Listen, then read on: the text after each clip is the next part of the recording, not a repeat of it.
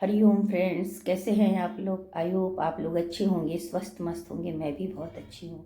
Friends, भगवान श्री कृष्ण जी कहते हैं कि एक छोटे से तिनके की भी निंदा मत करो। जो तिनका आपके पैरों में पड़ने वाला था, अगर आँख में पड़ जाए तो क्या होगा। कुछ लोगों को निंदा किए बिना आनंद नहीं आता। मुझे कुल में जन्म ले लिया, लेकिन अगर कर्म नहीं अच्छे हैं, जैसे सोने के लोटे में जहर भरा हो, ऐसे लोगों को चारों ओर से निंदा होती है। जिस तरह तिल में तेल है, चकमक पत्थर में आग है, ठीक उसी तरह हमारे मन में भगवान विराजमान है। मन का मंथन करके हम भगवान को खोज सकते हैं। इस संसार को ऐसे लोगों की जरूरत है, जैसे सूप में जो सार्थक को बचा लेंगे और निरर्थक को उड़ा देंगे। कुछ मनुष्य को स्वभाव दूसरे को दोष देखकर हंसता है। माना कुछ लोगों का स्वभाव ऐसा होता है, दूसरों को दोष देखकर बहुत हंसते हैं। तब उन्हें ये ज्ञात नहीं होता है कि उनके अंदर कितना दोष है, जिनका ना आदि है ना अंत है। कमल जल में खिलता है और चंद्रमा आकाश में, लेकिन जब चंद्रमा का प्रतिबिंब माना परछाई जल में पड़ता है, चमकता है, तो कमल और चंद्रमा में बिल्कुल दूरी नहीं होती है। फिर इतनी दूरी होने के बाद भी वो इतने पास हैं। चंद्रमा की परछाई को देखकर लगता है चंद्रमा कमल के बहुत निकट है। कुछ लोगों का स्वभाव केवल निंदा करना, ऐसे लोगों की परवाह किए बिना मस्ती में चलते जाएं। श्री कृष्ण भगवान कहते हैं, बुरा वक्त तो गुजर जाएगा, क्योंकि तुम्हारी कहानी का लेखक मैं खुद हूँ।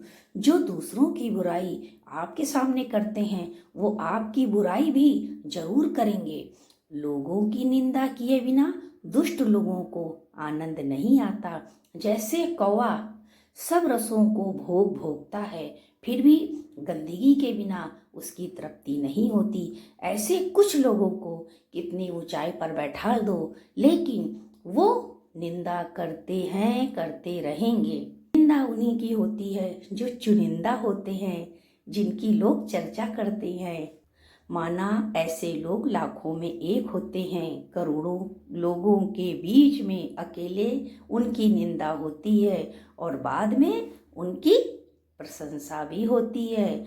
जो मनुष्य अपनी निंदा सुनने के बाद भी शांत है, वो सारे जगत में विजय प्राप्त कर लेता है। लोगों से दूर रहिए जो आपको दुखी करते हैं, जैसे आपकी आलोचना करते हैं, आपकी शिकायत करते हैं, आपकी निंदा करते हैं, तो आपकी तुलना दूसरों से करते हैं, आपकी शिकायत दूसरों से करते हैं। ऐसे लोगों से बहुत दूर रहिए, क्योंकि मजबूत रिश्ते देने से नहीं बनते, शुभ भावनाओं से बनते हैं। निंदा से घबराकर अपने लक्ष्य को ना छोड़े। लक्ष्य मिलते ही निंदा करने वाले राय भी बदल जाती है। भगवान श्री कृष्ण कहते हैं, जो हमारी निंदा करता है उसे अपने पास ही रखना चाहिए, क्योंकि वो बिना साबुन और पानी के हमारी कमियां बताकर हमारे स्वभाव को साफ करता है। इसलिए ऐसे लोगों को पास में रखना चाहिए और उनसे नाराज नहीं होना चाहिए। वही एक ऐसे लोग हैं जो हमें भगवान के करीब ले जाते हैं। जैसे चंद्रमा खुद कमल के पास आ जाता है, वैसे ही कोई भी भगवान के पास जाने के लिए आगे बढ़ता है तो ईश्वर स्वयं उनके पास चलकर आ जाते हैं। एक बार पुरी के मंदिर में रसोइये भगवान जगन्नाथ के लिए भोजन बना रहे थे। अचानक चमत्कार हुआ। भगवान ने रसोई में आकर कहा, मुझे बहुत जोर की भूख लगी है, मुझे खाना चाहिए। रसोइये घबरा गए, क्योंकि भोग बनाने में समय लग रहा था। भगवान बोले, जब तक खाना तैयार होता है, मैं पास के गांव में अपने मित्र के यहाँ जा रहा हूँ, वहीं पर भोजन करूँगा। वो माधव नाम के एक गरीब किसान के घर चले गए, जो खिचड़ी बना रहा था। अचानक भगवान भेष बदल कर खड़े हो गए और बोले, मुझे बहुत तेज भूख लगी है, क्या तुम मुझे खाना दोगे। माधव ने अपनी खिचड़ी भगवान को परोस दी। भगवान ने बड़े प्रेम से खिचड़ी खाई और बोले, तुम्हारा ये भोजन हमारे महाभोग से भी प्रिय है। जब रसोइये भगवान के लिए भोजन लेकर मंदिर पहुंचे, तब उन्होंने देखा उनके मुंह में खिचड़ी लगी है। कैसे खोज रहे थे हम कब से भगवान कहीं मिल जाए, हो करुणा भगवान की तो भगवान के दर्शन पाए, बिना भगवान के बेहाल हो गए, मिले भगवान तो माला माल हो गए। ऐसे मनुष्य को आगे बढ़ने से कोई नहीं रोक सकता। किसी से ईर्ष्या करके मनुष्य किसी का कुछ नहीं बिगाड़ सकता, परंतु अपनी नींद और सुख चैन अवश्य खो देता है।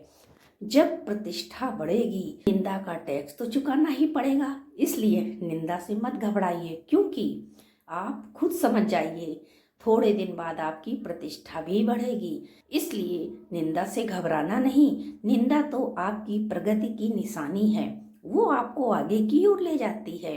निंदा सुनकर अपना रास्ता नहीं बदलना, क्योंकि सफलता शर्म से नहीं साहस से मिलती है। शब्द यात्रा करते हैं, इसलिए किसी की पीठ पीछे निंदा ना करें। शब्द यात्रा कैसे करते हैं? हमने कोई शब्द बोला और वो घूमते घूमते घूमते घूमते घूमते भगवान तक जरूर जाता है और यात्रा करता है। और पीठ पीछे किसी की निंदा ना करें, कोई फायदा नहीं है। के पीछे भागने से, उसके पीछे पीछे जाने से कोई फायदा नहीं है। हंसते हंसते अपना जीवन बिताओ और भूल जाओ तुम्हारे साथ क्या हुआ था, क्या हुआ है और क्या होगा। बिल्कुल भूल जाओ। बहुत नम्रता चाहिए ऐसे रिश्तों को निभाने के लिए। छल कपट से तो महाभारत रची जाती है।